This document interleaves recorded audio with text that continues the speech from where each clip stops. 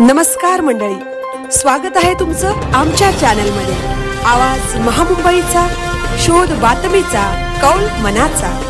चला तर मग आमचे चॅनल लाईक करा, शेअर करा आणि सबस्क्राइब करा। धन्यवाद।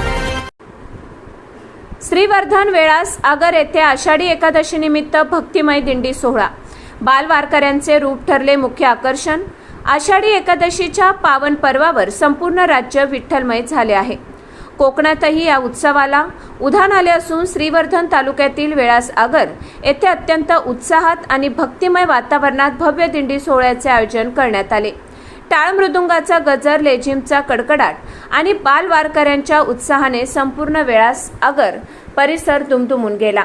श्रीवर्धन तालुक्यातील वेळास आगर येथे आषाढी एकादशी निमित्त विठू माऊलीच्या जयघोषात भव्य दिंडी काढण्यात आली। गावातील श्री गणपती मंदिर येथून या दिंडीचा भक्तिमय वातावरणात शुभारंभ झाला।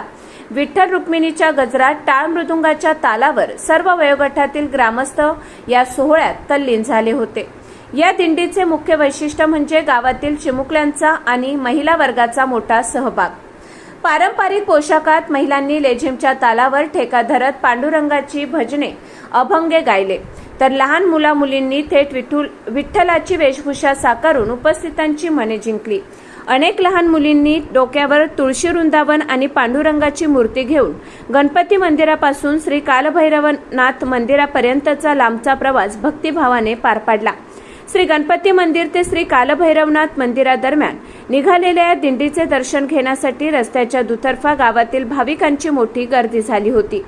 जय हरी विठ्ठल आणि ज्ञानोबा तुकारामच्या जयघोषाने संपूर्ण वेळासागरमध्ये प्रत्यक्ष पंढरपुराचाच सोहळा अवतरल्याचा भास होत होता।